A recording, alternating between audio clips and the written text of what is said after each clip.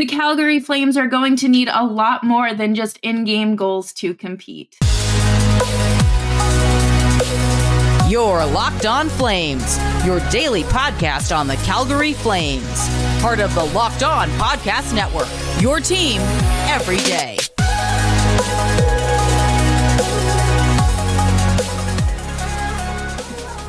Hello, everybody, and welcome to today's episode of Locked On Flames. As always, I'm your host, Jess Belmosto, and thank you so much for joining me here today, along with my partner in crime, Nick Zararis. Nick, how are you doing?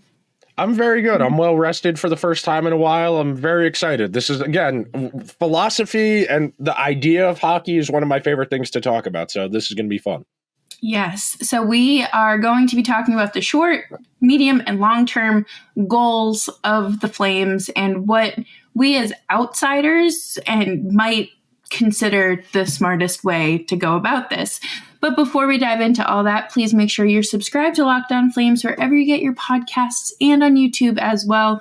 We are here for you Monday through Friday, 5 days a week, your team every day.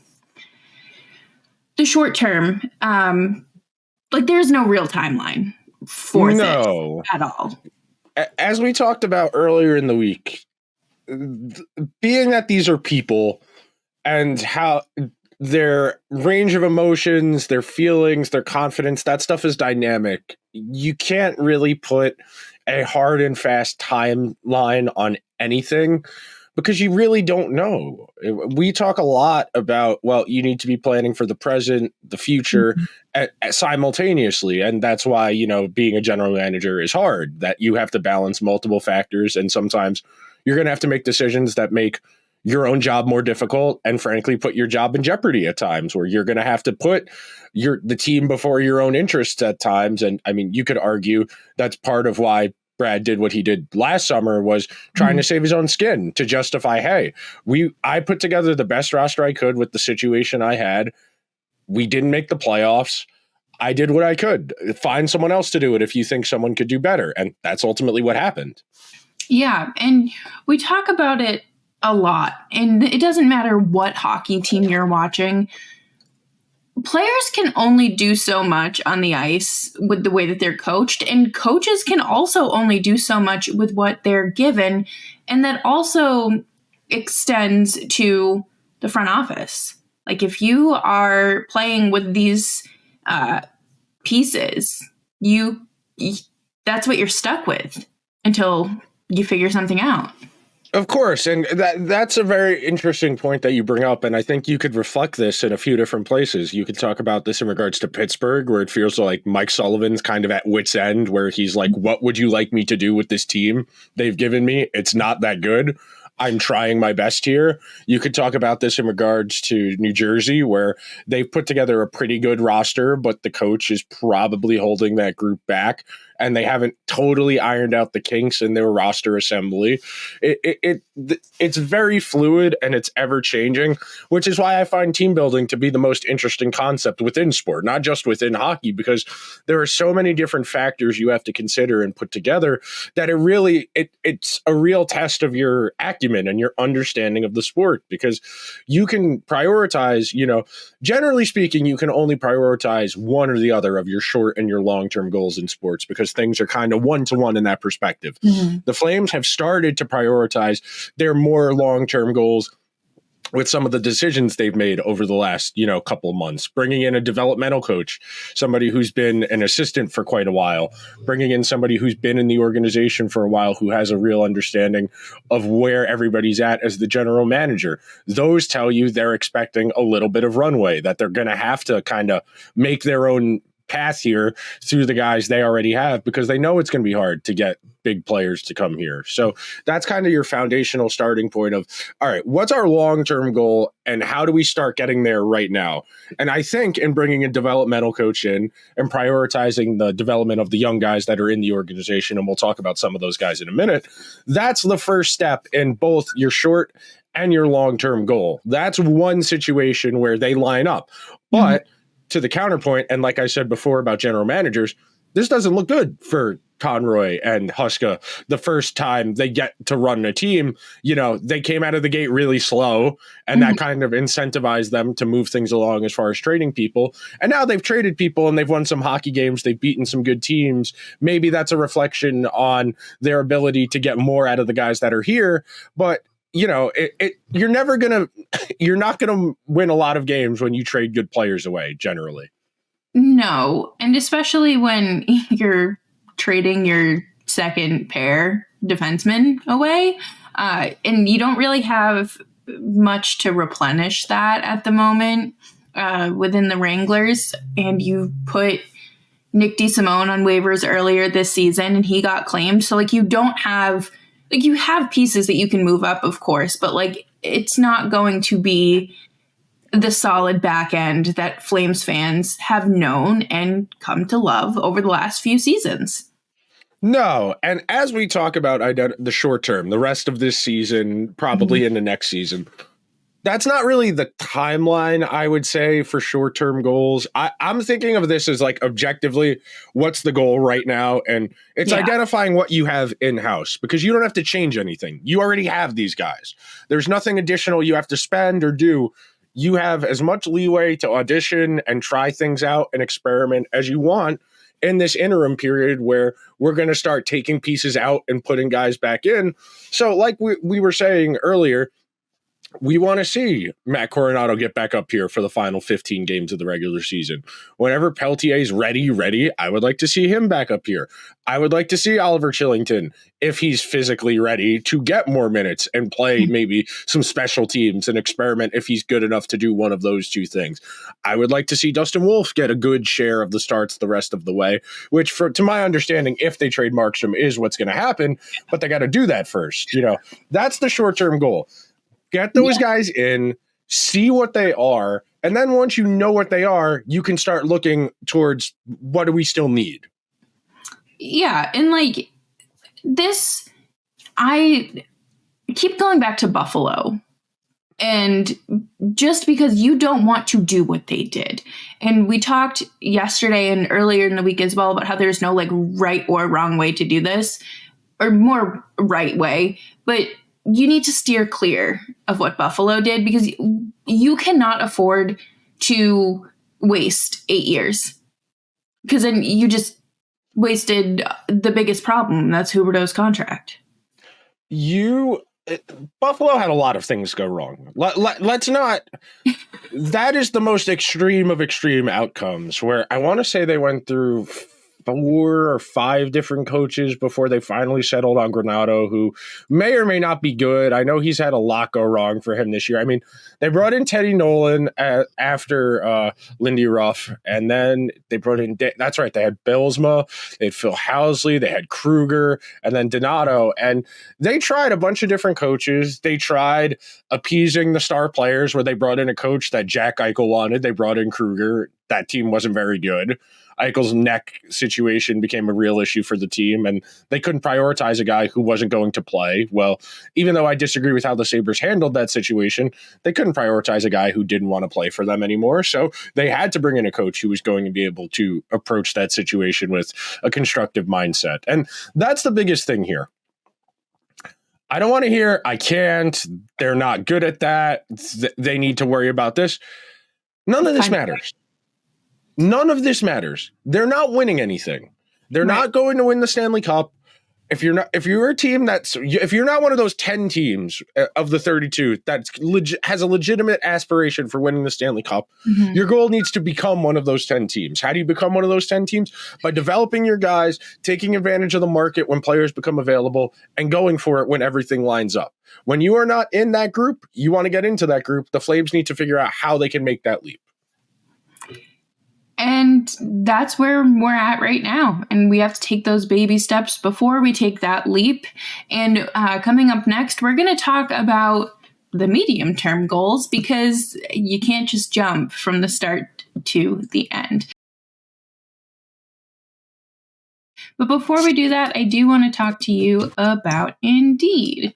We are driven by the search for better.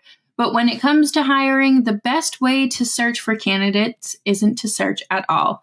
Don't search, match with Indeed. If you need to hire, you need Indeed. Indeed is your matching and hiring platform with over 350 million global monthly visitors, according to Indeed data, and a matching engine that helps you find quality candidates fast. Ditch the busy work. Use Indeed for scheduling, screening, and messaging so you can connect with candidates faster. I really like Indeed because it does just send me who I should be paired with, and it takes a lot of time out of it on my end as well. Leveraging over 140 million qualifications and preferences every day, Indeed's matching engine is constantly learning from your preferences. So the more you use Indeed, the better it gets. And listeners of this show will get a $75 sponsored job credit to get your job more visibility at Indeed.com/locked-on. Just go to Indeed.com/locked-on right now and support our show by saying you heard about Indeed on this podcast. Indeed.com/locked-on. Terms and conditions apply. Need to hire? You need Indeed. Thanks everyone for hanging out with us on today's episode of Locked On Flames. Make sure you're subscribed wherever you get your podcasts so you can stick around and we'll check back in with these goals and objectives, because that's what smart people do. And I'd say we're pretty smart here. At times. At times. Yeah. At Can't give times. ourselves too much credit. Exactly. Like I always say, I would not be a good NHL general manager, but I would not be the worst NHL general manager. That's not saying a whole lot. I don't understand how Mike Greer has that job, frankly. No. And the trades, the minimal value, like you got a single first round pick for the guy who won the Norris Trophy. That's all you have to show for the guy who won the Norris Trophy last year. You got a first round pick and a project defenseman for Timo Meier. Like I would have gotten a little bit more for those guys, but I digress. As far as medium term, this is where it kind of gets hazy, and this is where teams make mistakes. Medium term is generally once you've identified what your team still needs, how you go about acquiring that. The issue a lot of teams have and where they get into trouble is, generally speaking, if you're a bad team, you have a lot of money to play with. Generally speaking, if you're bad, you don't have star players who are making, 9, 10, 11, $12 million per year. The Flames are in a bit of a weird boat where they have one really expensive player. But generally speaking, bad teams have a lot of money to throw around. That's why on July 1st, the agents all light their cigars and kick back at their lake houses, because they know the bad teams are desperate for validation. They are desperate to be I'm trying to think of the word. They are desperate to be praised by their peers and the media. The general managers of bad teams want to be able to say, I did everything we could. We threw all this money out on July 1st to improve our team, and they didn't improve our team. But when we peel that back a layer and we look at it a little more incisively, we see they are signing guys who are generally middle six forwards, guys who are 30, 20-ish, 25 goal guys, 50 to 60 points. And they're assuming if I give this guy second line minutes and power play time, we can bump that up from 50 to 60 to 70 to 80. Mm-hmm. That's where these general managers get into trouble, where they try and predict and forecast what a guy will look like in a completely different system, in a completely different organization. And that's where teams get into trouble with these big free agent contracts. And like we talked about yesterday, a lot of the time these guys are getting to free agency because it's their one chance to cash out. So they know this is their one opportunity to try and get as much money as they possibly can. Yeah. And I guess the Flames, like you said, they're in a weird place because they don't really only have one truly expensive contract, but they also don't attract free agents the way that, like a Toronto, a Boston, Florida, like that does. So they don't entirely have to worry about that overpay, I would say. No, not necessarily, but Still, free agency generally is where you get into trouble in building your roster. When you go and look at the teams that have won Stanley Cups recently, the free agents they've signed are projects, reclamation projects, guys who need a certain situation to bring more out of them. There are exceptions. Vegas made Pietrangelo one of the highest paid defensemen in the league, and they won the Stanley Cup last year, but they needed a number one defenseman. I was weary of giving that contract out based on how old he was and how he was playing in St. Louis, but I think that was a little bit more of a case of just running your course in a certain situation. And he's been very good for Las Vegas. But if you go and look at Colorado, a lot of their free agents are around the margins. All the key players on Tampa Bay more or less were drafted or traded for. And that's the goal here, in my opinion, if you're the Flames. You're going to have to trade for the impactful players that you're going to need for that next wave for whenever this team wants to make that leap, which means keeping your books as clear as possible, so avoiding free agency when you can, and stockpiling as many assets as you possibly can so that when a restricted free agent who's 24 years old wants to leave their current situation, you can throw a really good package at the team that has that player's rights and say, we know we're Calgary. We know we're not Florida. We're not Vegas. We're not New York. We're not the Leafs. But we're going to build this team around you. We are going to do everything in our power to set you up to be successful. Give us a chance and you won't be disappointed. That's the elevator pitch the Flames need to be thinking about when the time comes 2 or 3 years from now, when somebody from the 2021 or 2020 or 2022 draft classes is at that point where it's time to exercise some leverage. Yeah, and I mean, they have plenty of things that they can look at and learn from. I mean, they were on that nice receiving end of the Matthew Tkachuk trade.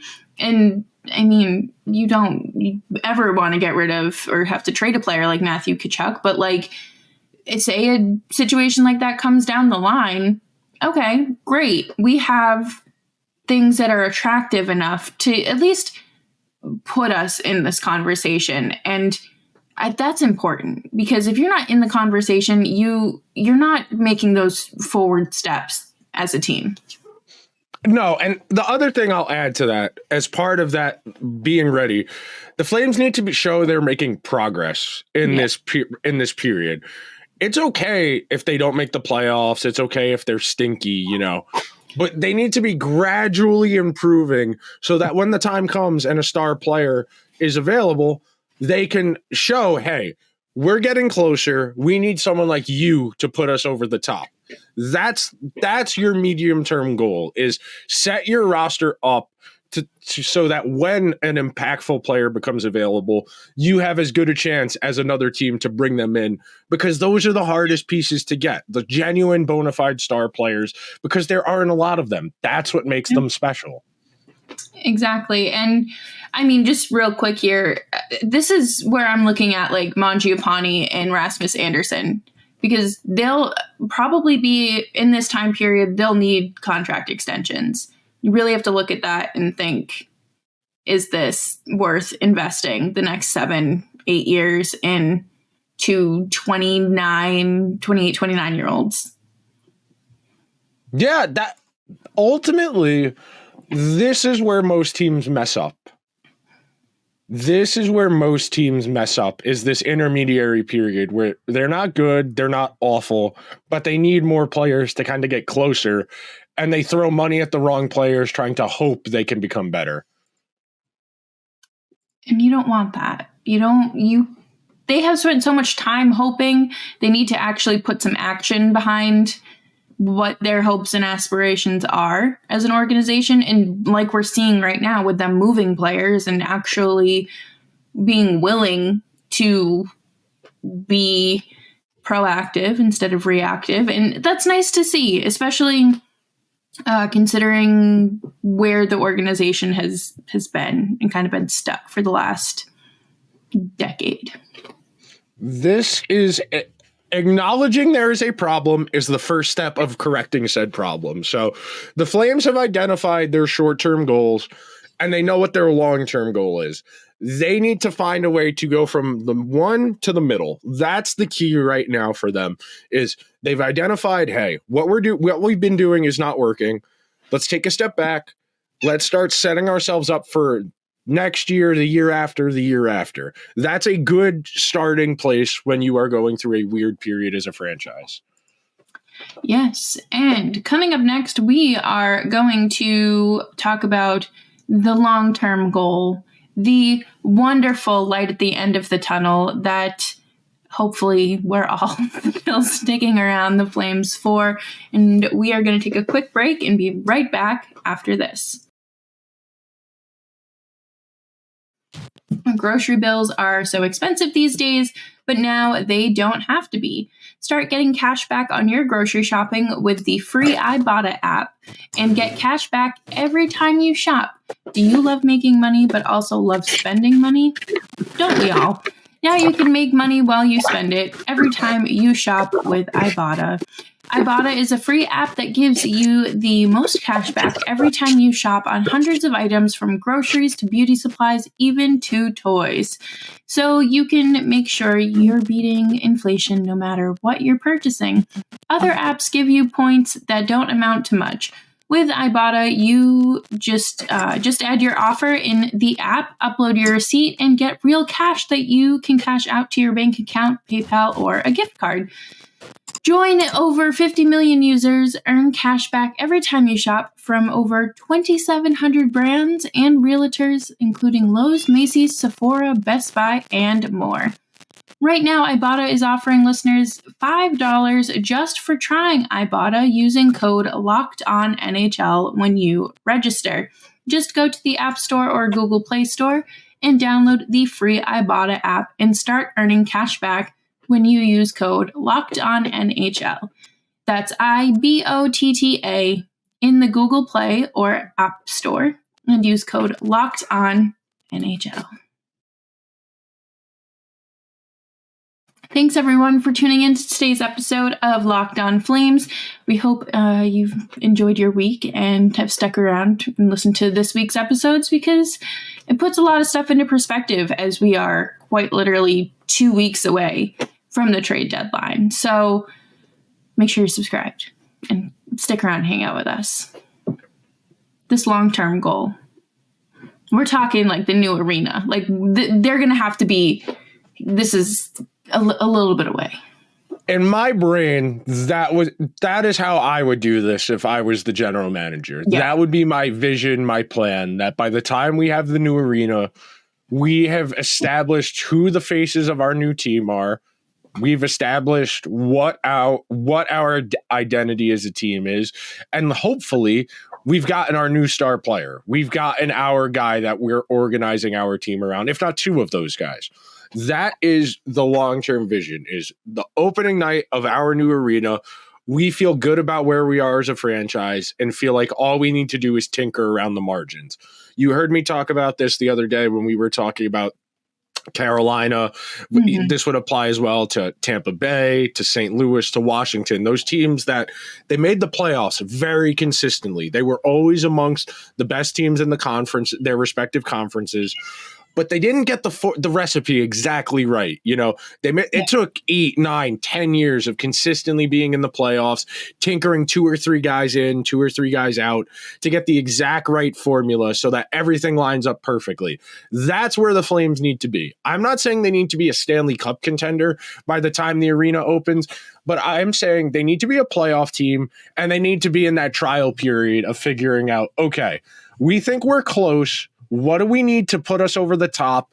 And let's start experimenting around the margins with that 7th forward, that 4th defenseman, that backup goalie who's going to win 3 more regular season games than our current backup goalie. That's what I'm talking about. That's where you want to be as far as setting yourself up for a long-term goal.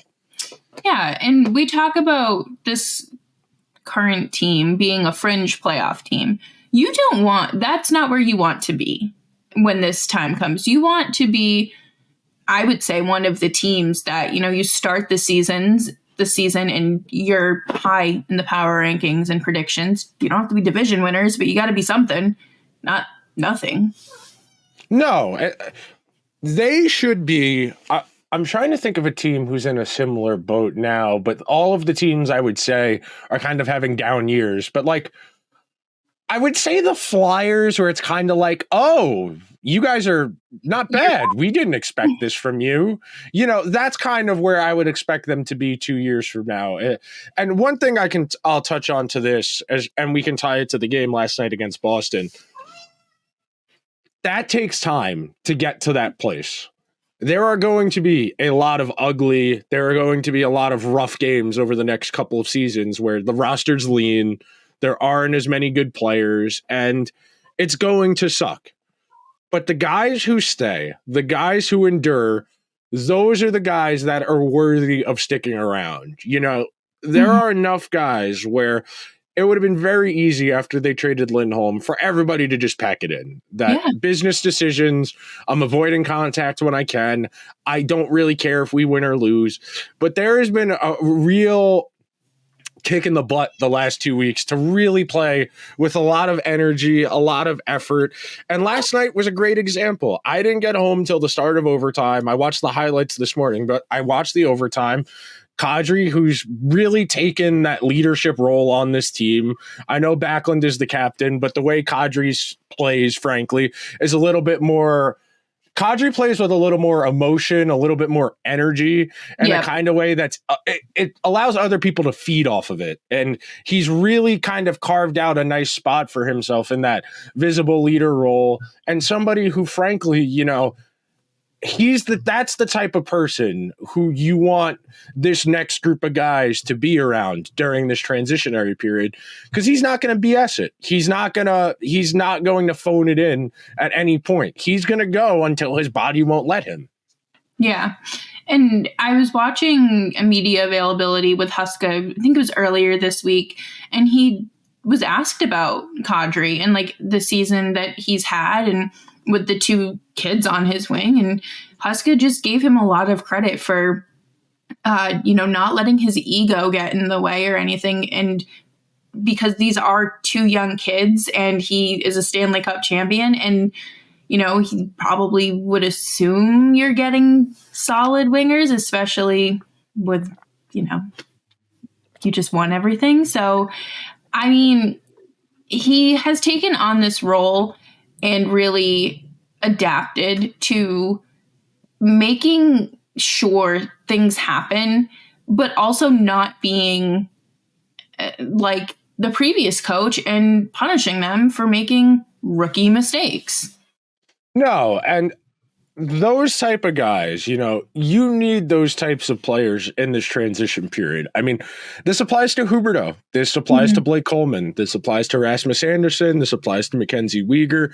This applies to Backlund. It applies to Mangiapane. This applies to everybody who the Flames envision on this team over the next 2 to 3 years.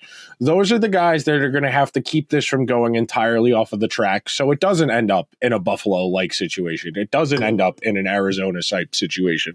And those guys are good. That is a solid foundation of good players that will make sure the Flames are not god-awful. That's bad for the draft lottery, but that's good as far as environment to bring new players into. Yeah, and I don't want to say it's a lose-lose, because, I mean, it's very important to keep the room where it is and keep that morale up. But at the same time, it's kind of like could really benefit from the draft lottery. But the Flames are going to flame regardless. So, yeah, ultimately, we won't know anything for a while. This is a multi-year process. This could be 3, 4, 5 years from now before the Flames are back in a position where they're in that tinkering stage of, okay, we've got our core. Let's get our 8th forward. Let's get our 4th defenseman right. And let's try again. This is going to take time. This is not going to be easy, but this is the way to do it. It takes time to set yourself up to eventually ramp up to be a consistent playoff team. It is not easy, but this is the way to get this is your best recipe to eventually winning a Stanley Cup, is you make the playoffs every year and you tinker around the edges until you get the recipe right. Absolutely. And I do think Ryan Huska has done a great job this season in keeping, that one game at a time mentality and not letting the team slip away and kind of, like you said, just pack it up and they're done. Yeah. We're going to learn a lot about the guys who are on this team. We're going to learn a lot about what the general manager and the coach think about the guys on this team. And we'll see if they have the conviction and the patience to execute a plan like this, because this is going to take a lot of time. And like we were saying in the open, sometimes you have to do things that aren't in your benefit for the long-term health of the franchise. And it takes guts to do that, because it's not easy to get one of these jobs. Yes, and that does it for us on today's episode of Locked On Flames. Thank you all so much for sticking around and tuning in and making Locked On Flames part of your day. Make sure you're subscribed wherever you get your podcasts and on YouTube as well. And we will be back on Monday. Nick, do you have any parting words for us today? Enjoy everybody's weekend.